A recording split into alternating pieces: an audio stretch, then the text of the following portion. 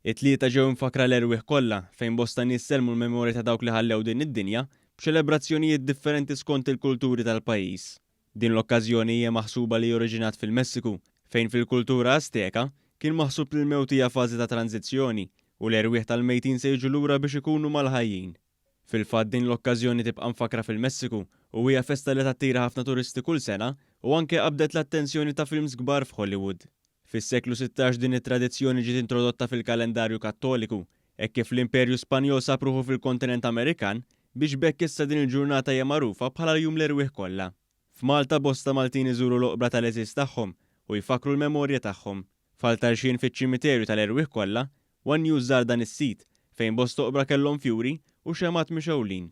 F'qudiesa fl-istess ċimiterju, l-Isqof ta' Malta Charles Scicluna qal li dan il-jum mhux biss ifakkar dawk li mietu, iżda huwa ċans ta' riflessjoni fejn wieħed jaħseb fuq mewtu wkoll. Għax dan il-jum mhux biss ifakkarna fil-bib li għaddew minnu ta' qabilna,